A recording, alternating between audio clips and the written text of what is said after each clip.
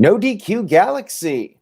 We are live with the NoDQ.com recap of Monday Night Raw for April the 4th, 2022, otherwise known as the Raw after WrestleMania. Now, a decade ago, the post-WrestleMania Raw would be quite the epic show. Was it epic this year? Well, let's break it down. Shout out to everybody watching this live, and thank you to everybody watching this on demand as well. This is the final consecutive stream of this WrestleMania period. 13 straight nights of streaming. Tuesday night, I'll finally get a break. A lot of wrestling to digest, and we had tonight's show. So let's get right to the recap. We had a video package shown from WrestleMania showcasing all of the highlights. And then we had the lights go out and Cody Rhodes arrived to kick off Raw, his first Monday Night Raw appearance in 6 years. He got a good reaction. Crowd chanted, "Welcome back." He soaked it in. And then he used his line from one of the last appearances he made on AEW Dynamite back in January. On that show, he said, "So, what do you guys want to talk about?" He used the same exact line here to start the promo, so nice little callback to that. He said it's been 47 days since the news came out that he was a free agent, and he said his decision to return to WWE was actually simple.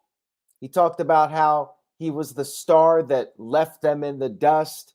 Crowd chanted, "You deserve it." And he talked about WrestleMania beating Rollins and said that any doubt about whether it was the right decision or not, it was eradicated at WrestleMania. He then showed a picture on the Titantron of the American Dream, Dusty Rhodes, in 1977, holding up the, at the time, WWF Championship. Cody got emotional talking about his father, saying that Dusty wasn't just a father, Dusty was his hero. And he really loved that photo. Dusty holding up a title that Hulk Hogan held, and the crowd heavily booed Hulk Hogan. Undertaker, they cheered. Michaels, they cheered. Triple H, too. He had to mention Triple H as well. Cody said when he was 8 years old, he asked Dusty about the photo and said that he didn't know that Dusty was a world champion like Hulk Hogan. And then Cody found out that, well, Dusty won that match, but it was by disqualification. So he was never actually the WWE champion. And Cody said from that moment, he knew what he needed to do. He wanted to win the world championship for his father. Now, he said that that opportunity passed, or did it? He said that he cannot physically put the title on his father, but now he can win the title himself in honor of his father. And the crowd chanted, "You can do it." He said his intentions are now clear. He is ready. He is going to win the WWE title for the people, for himself, of course, his family, and for his father, Dusty Rhodes. Seth freaking Rollins interrupted, and we had a little plot twist here, because Cody dropped the mic, offered a handshake, and Rollins accepted the handshake. He was laughing a little bit, but he did accept the handshake. Now, of course, this could all be setting up something, and Rollins is going to do something dastardly to Cody Rhodes, and that feud will continue. But a little angle here. with these guys, and we'll see where it goes. So I thought the promo was great. Cody just speaking from the heart, and I like that it's clear he's going for the WWE title. No complaints about it. He connected well with the crowd. He showed that emotion. I liked it a lot. Nice start to the show. And then we had our first match of the evening, tag team titles for the women on the line. We had Sasha Banks and Naomi, the new champions, defending against Liv Morgan and Rhea Ripley. Match was pretty standard here. There was a miscommunication between Liv and Rhea. Things broke down. Rhea got sent out of the ring, and then Naomi and Sasha hit their face crusher code breaker combo, and they picked up the victory, pinning Liv Morgan. And then afterwards, Rhea Ripley, very frustrated, just walked out. She walked to the back by herself, frustrated that they lost the match.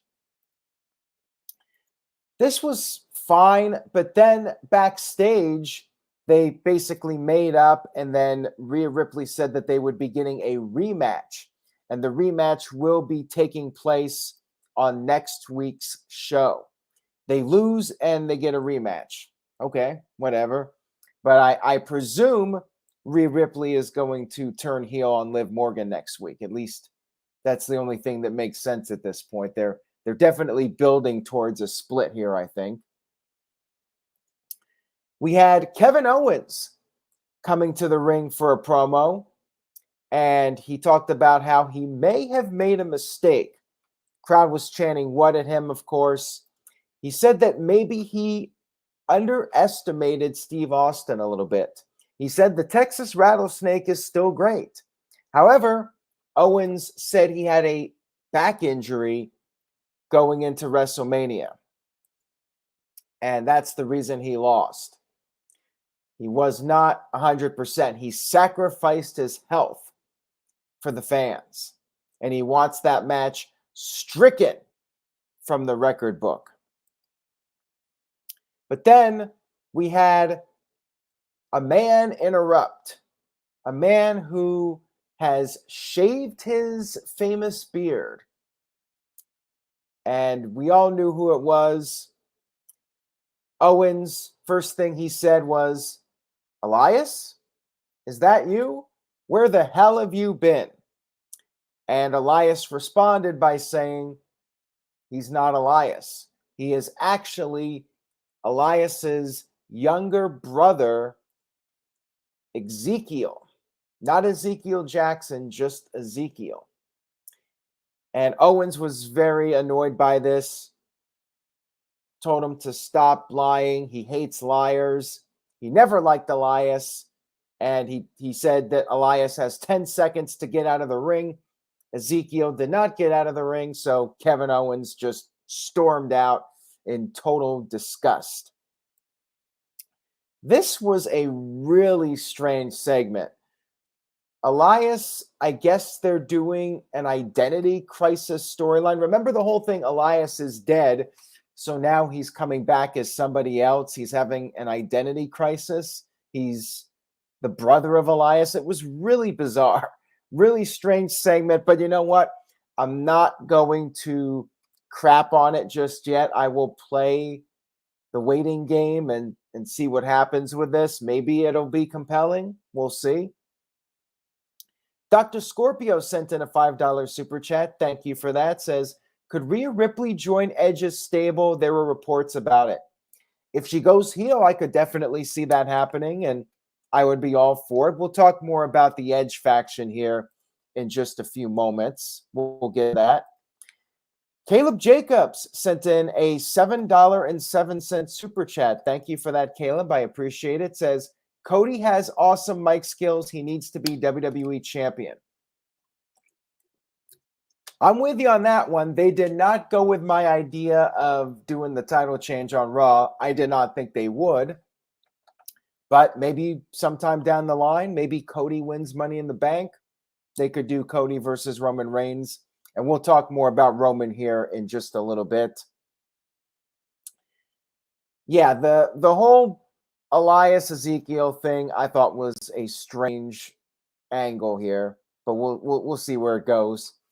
Walter Cruz with a $2 super chat says, "Has the Raw after Mania lost its magic bad lately?" Well, I'm not done with the review yet, so you got to wait till I'm finished to get my full assessment on it. But it did really fall from grace. Like 2012, 2013 were the peak years, and then it just slowly went downhill after that.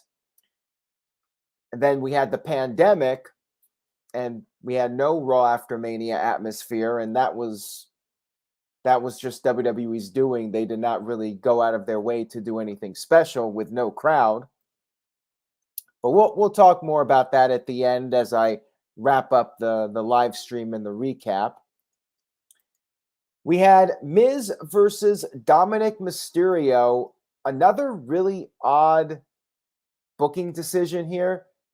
Dominic was just destroyed. Like, it was a total squash match.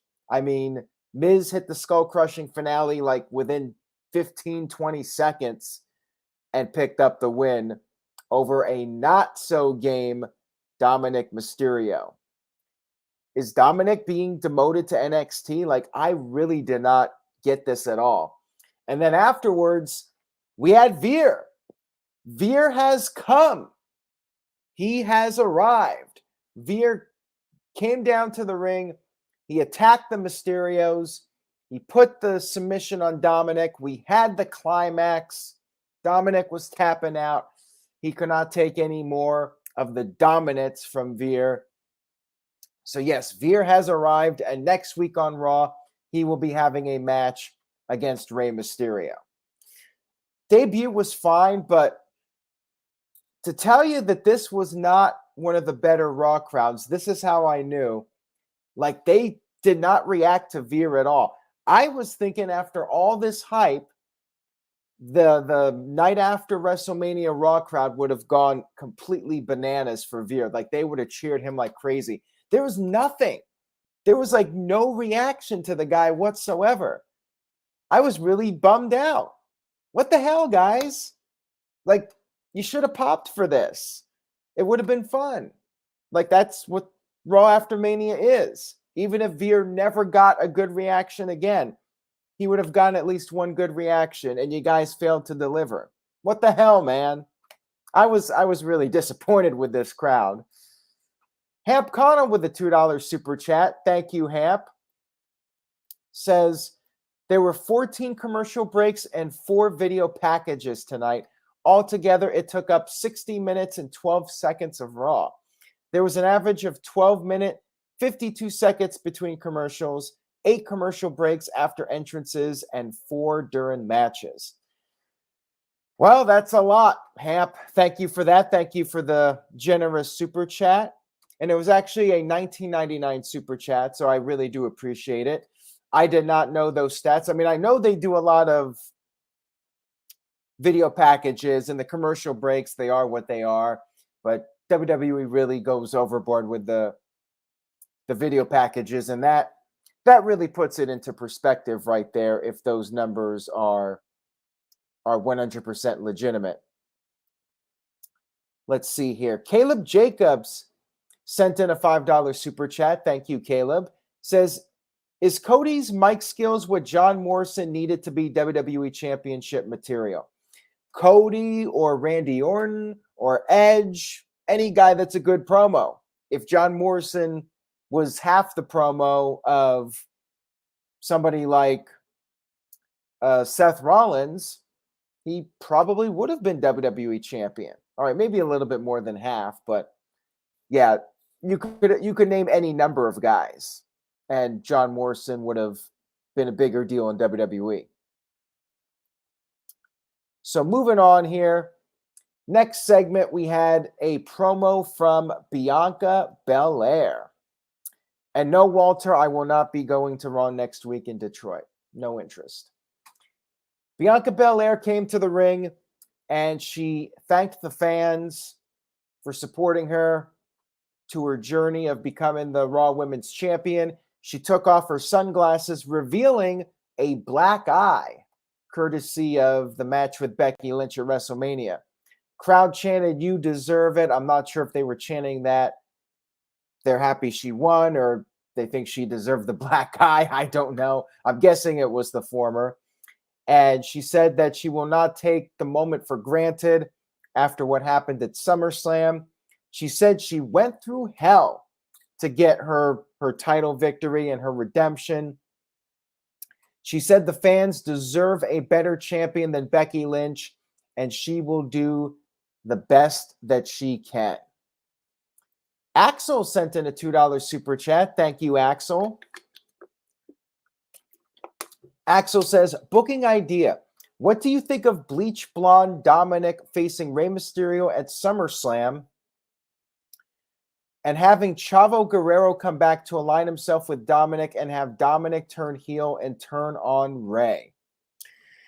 I suppose that could work because I think if Dominik turned heel, he would definitely need a mouthpiece. So maybe somebody like Chavo Guerrero could be a mouthpiece for Dominik.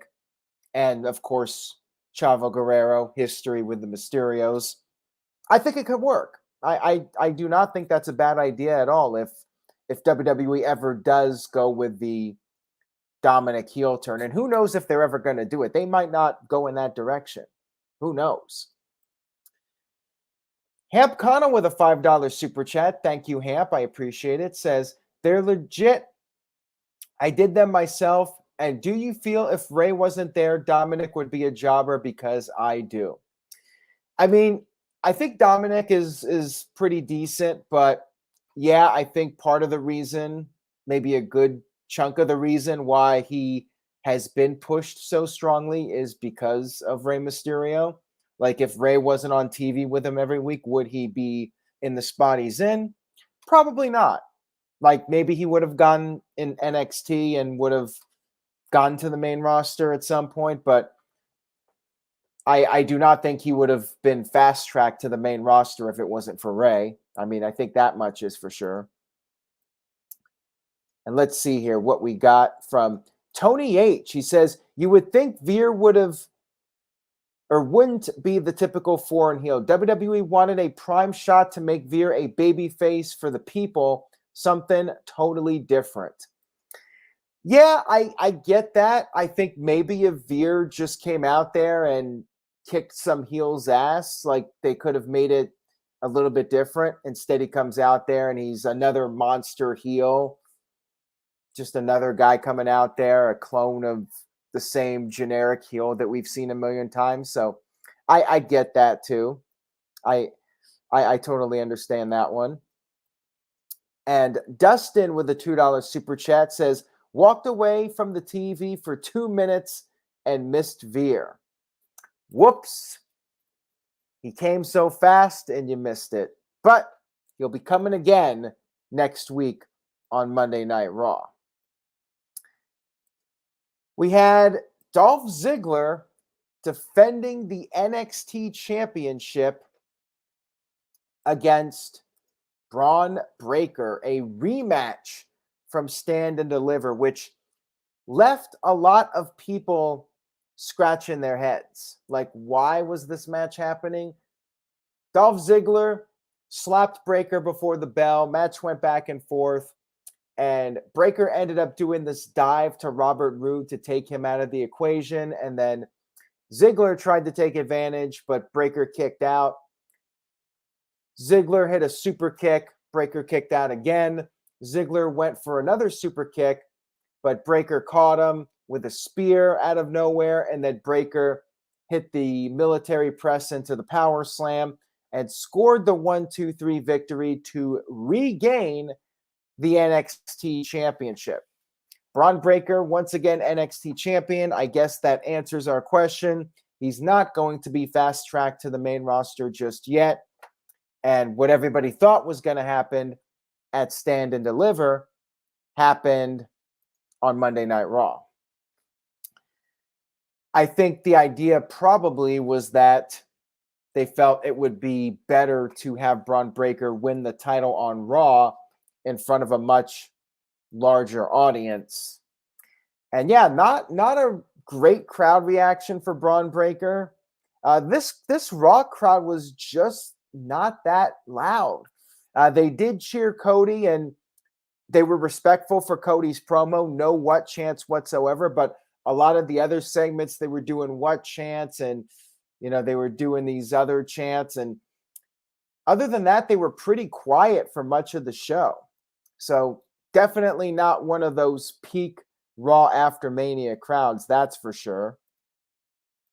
Walter Cruz sent in a $5 super chat, says, I would rather Dominic versus Mysterio be a retirement versus mask match, and Dominic earns the mask.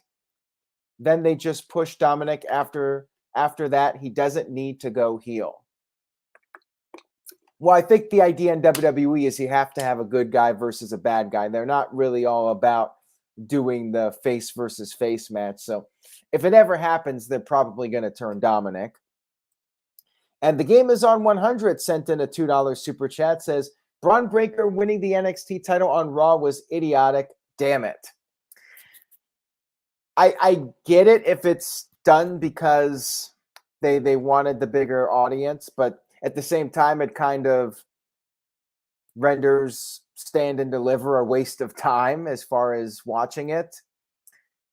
So I have mixed feelings about it. I know they're trying to get the numbers up for the NXT shows, and this is a way to do it. Put these big matches on Raw, big title change. Maybe people will tune into NXT. But I think the glory period of NXT has come and gone, unfortunately. D. Martin V sent in a $9.99 super chat. Thank you very much for that. I appreciate it. It says, WrestleMania weekend was great, though. I kind of wanted to hear Steinerized, the Steiner Brothers WCW theme, during their Hall of Fame intro, and Ezekiel/Elias equals Abyss and Joseph Park. Yeah, I could see that comparison. I don't know if that's what they're fully going for. It's only been one show, but my first thought was this is some kind of identity crisis storyline. And I agree about the Steiners theme. I was a little bummed out that they came out to some generic music instead of their WCW theme song, or even their old WWE theme song from '93 would have been better than what they came out to. It's just hard to care about NXT. They're trying to get people pumped up about it, but the show was good on Saturday. However, wasn't a huge demand for the show as far as people going to NoDQ.com. I got way more traffic for WrestleMania. Actually, traffic for the site was not that great for Stand and Deliver compared to the classic NXT TakeOver pay-per-views. Just didn't seem like there was that much interest as far as website traffic goes. So, according to Mr. Dark Fantasy, he is at the arena, and Cody Rhodes had a match with Kevin Owens as the dark match. Cody was apparently hanging out with fans until the security kicked him out or kicked them out, and said that he is still shaking hands, taking pictures. And apparently Kevin Owens did the Young Bucks taunt during the dark match. I'll have to see if I can find a video clip of that. If anybody sees a video clip on Twitter or Facebook, make sure you send it to me. And there was a comment that you noticed nobody yelled out AEW when Cody came out. Yeah, no AEW chants, nothing like that. They were very respectful to Cody. We had MVP in the ring for a promo, and he said that actions speak volumes at WrestleMania. Bobby Lashley triumphed over Goliath and did not need anybody's help, including MVP's help. Lashley arrived, and Lashley talked about how he needed to show up on Raw a few weeks ago and see how strong and powerful Omos was. Actually, I think it was last week. And he said once he took Omos off his feet, he knew he could beat Omos. And yeah, Omos did beat the hell out of him at WrestleMania. Lashley said Omos was the strongest man he's ever been in the ring against. but Omos made one mistake. And that's all it took for the 1, 2, 3 for Lashley. Omos showed up, and Omos said he wanted a rematch, said it was a fluke. And then all of a sudden, MVP attacked Bobby Lashley from behind. MVP turning his back against Bobby Lashley. The bond that they've had going back to the Beatdown Clan in Impact Wrestling is officially over. Omos picked up Lashley, gave him the tree slam. You had MVP punching Lashley, yelling out, "You don't need me." He slapped him, and then MVP raised the hand of his new man, Omos, which I did talk about during the predictions video last week. I felt like it would make sense for MVP to betray Lashley and go with Omos. If they're going to try to keep the Omos push going, he needs a mouthpiece, for one thing. Maybe more time in developmental, but he's on TV now, and if they're going to try to go with it and try to salvage it, he really does need MVP on the mic for him. So we'll see if Omos can rebound from the WrestleMania loss, and I guess the feud will continue at this point. And I don't think anything's going to happen with Lashley for the time being. They had him beat Omos, and remember, he beat Brock Lesnar. He's been pushed really strongly these last few years. Now, he is 45, but I think he's got at least a few more years left in him. We had Zelena Vega and Carmela in the ring for what was supposed to be a match against Natalya and Shayna Baszler, but instead, Zelena blamed Carmela for them losing the titles, saying Carmela is preoccupied with herself, and she called Corey Graves a fool for marrying her. Carmela responded by saying that Zelena is no longer going to be a bridesmaid at the wedding. Zelena responded by punching Carmela in the face. She ran over into the arms of Corey Graves, and then Zelena stormed off, and Carmela started making out with Corey Graves. Tag team is broken up to the surprise to absolutely nobody. And whatever. That's all I got to say. We had the Usos teaming up with Austin Theory, going up against RK Bro and Finn Balor. Backstage, the Usos mocked Theory for losing to Pat McAfee, and Theory said that he almost had McAfee beat. Mr. McMahon doesn't make mistakes. He is McMahon's best investment, and said that on Raw, Finn Balor might as well be Pat McAfee. We had the six-man match, which was pretty standard. The usual, Matt Riddle gets worked over. Randy Orton gets the hot tag. Orton was cleaning house. And by the way, when Theory was on the offense, the crowd was humming the Seven Nation Army song to antagonize him. Things broke down. Everybody started hitting big moves. And then Austin Theory hit the ATL and got the win over Finn Balor. So yes, Finn Balor once again takes an L to Austin Theory. Like, what are they doing? Like, okay, Austin Theory needs to get the U.S. title. Next week, he beats Finn Balor, or next pay-per-view, but sometime soon, Balor needs to drop the title, and they really got to turn Balor. Turn him heel, put him with Edge, whatever, but they gotta shake things up with Balor, because, like, what are they doing here? We had Edge, speaking of Edge, cutting a promo, a lot of promos on this show. He said that Styles faced his judgment day at WrestleMania, and he did not expect to see Damian Priest appear. But Edge said that this does make sense because Priest is somebody that is fighting his dark side just like Edge. And Edge said that Priest tried to be a role model for the sheep just like he did. And the crowd erupted in a "We Are Sheep" chant. Edge demanded that everybody stand up for the man that respects his vision, a man who is punishment for the guilty, Damian Priest.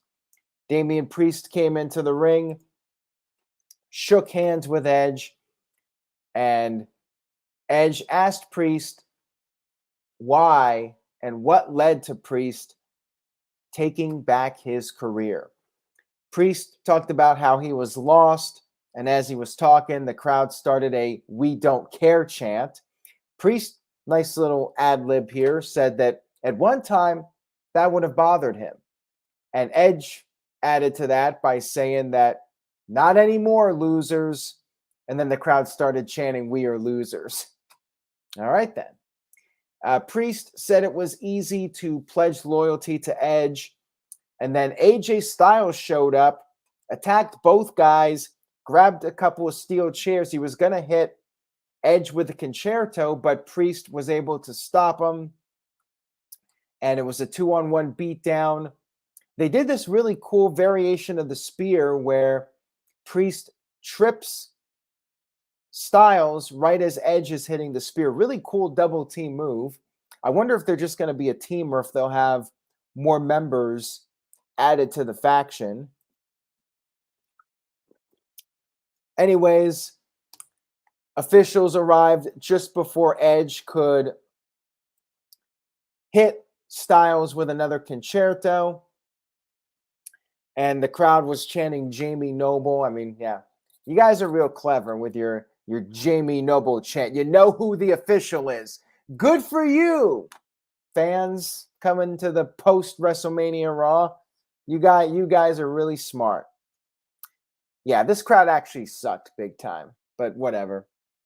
I really like this faction.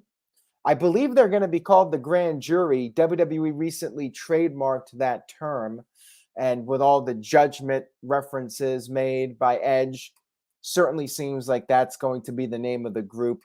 There's been rumors earlier. There was a comment about maybe Rhea Ripley going heel and joining the group. I could definitely see that happening. And hopefully Finn Balor. I'd like to see Finn Balor as a heel in the group. Maybe Tommaso Ciampa. No Ciampa on this show, by the way. No surprise debuts or anything. I mean, we knew Veer was coming, but nothing as far as any call-ups from NXT. Nothing like that whatsoever. I mean, I guess we had Elias returning, so that was a surprise.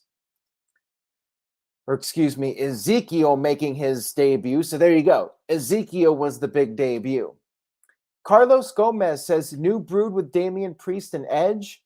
Well, a lot of people are looking at it as the Brood, but I think they're going with the Grand Jury name. But yeah, basically, it is kind of like the Brood meets the House of Black. That's kind of what we got going on here with Edge. And I like it.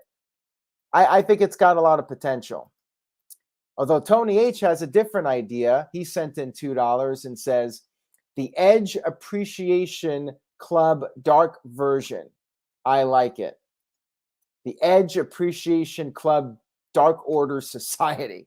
There you go.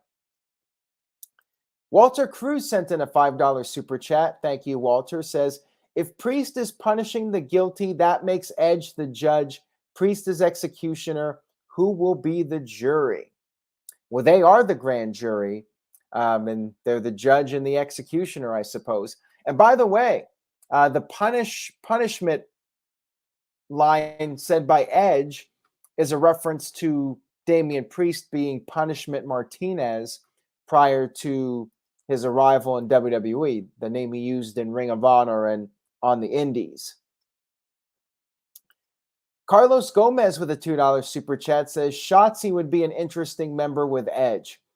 They might as well at this point. I mean, they killed her as a babyface for no good reason, and she's floundering as a heel. We had the Street Profits versus the Alpha Academy. And this was a pretty good match. I liked it. The Alpha Academy attacked the Profits before the match. And Adam Pearce showed up and said it would be a Texas tornado match since they were in Texas. And the crowd was chanting, "We want tables." Otis got the table. What a heel.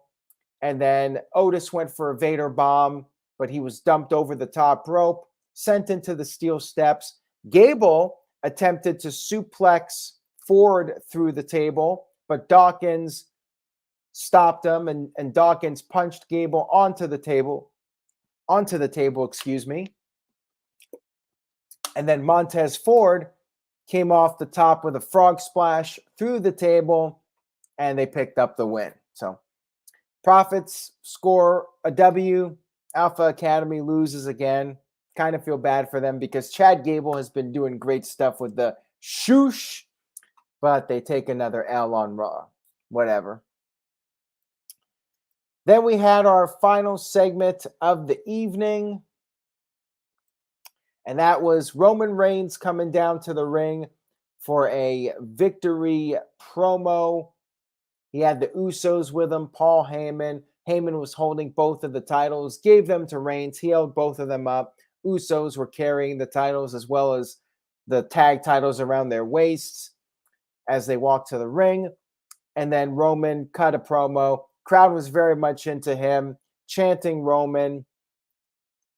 Paul Heyman explained all of the Bloodline successes, the titles, the first billion-dollar year for the company with Reigns on top, largest crowds with Reigns on top, 58% increase in viewership on Peacock, apparently, due to Roman. And then Roman got on the mic, said that he is the last needle mover. He is operating at God mode. He is a man of his word. He smashed Brock Lesnar at WrestleMania, but now it is time to move forward. And he is going to let the people know what's up this Friday on SmackDown. And that was that. Pretty much a nothing promo. Essentially, it was just like, we got to kill 10 minutes of Raw here, and we'll tell you what's really going to happen, the real storyline progression on Friday. So, yeah, kind of a waste of time. Flat ending to the show, in my opinion. You know, basically just like tune into SmackDown to find out. And Greg says, in honor of this final segment, you should say, to find out what happened, tune in next time on the No DQ review. Yeah. So you guys want my final thoughts on Raw? You have to wait till the No DQ review. Just kidding. I'm going to tell you right now. Show was all right, but it was way down in overall excitement and vibe from those classic Raw after Manias. Better than the last 2 years, but the last 2 years had no crowd. I feel like there were some good things on the show, though. There were things I liked. I liked Cody's promo. I liked Edge's promo. I liked the Street Profits versus Alpha Academy. 6-man match was pretty decent. There were some solid things on the show. I liked the MVP heel turn. There were definitely some eventful happenings on this show. Brian Duff sent in a $2 super chat, says, who else? I'll join the Edge family. Who else do I think will join the Edge faction? Like I said, Finn Balor, maybe Rhea Ripley, maybe Tommaso Ciampa. I mean, I'd like to see a fairly big faction. Too often we only get like these 3-person factions. I want to see Edge just form a huge super faction on Monday Night Raw and take over the whole damn place. The game is on 100, sent in a $2 super chat, says Heyman was right about Reigns. No complaints here. Yeah, it was fine, but it's the usual. I was just thinking maybe they would do some kind of big debut or something at the end. Like, remember when John Cena came out there and Brock Lesnar showed up? Like, that was a great moment, Raw after WrestleMania. Or Dolph Ziggler winning the world title. We didn't really get anything too significant, but show was not bad. I'm going to give the show a B-. There were some good things. There were some eventful things, but I was still left a little bit disappointed from the show. I would give it a recommend, but it's not like a must watch or anything. Definitely something where, if you're up for watching some stuff, you can watch it. Or you could just watch the YouTube clips. Choice is yours. And that's it, everybody. We are done. 13 consecutive nights of live streaming. I appreciate everybody that has tuned in. Even if it was just for one stream, it means a lot. And make sure you guys subscribe if you haven't already. And if you're new to the channel and you like the video, please give it a like. Tell a friend. Spread the word. And hopefully we get to see Asuka and Bayley. They were not on this show. Maybe they'll be on SmackDown. But yeah, Raw after Mania crowds, they just aren't what they were a decade ago. And that's a shame. Oh, well. I feel like the Detroit crowd will probably be a better crowd next week. Anyways, guys, take care. I will be back Wednesday night for AEW Dynamite. We got a big show coming up. We got the Young Bucks versus FTR. Samoa Joe making his AEW debut. Going to be a fun one. I will see you guys Wednesday night. Take care, everybody. And remember, say yes to NoDQ.com. Take it easy, everybody, and enjoy your week.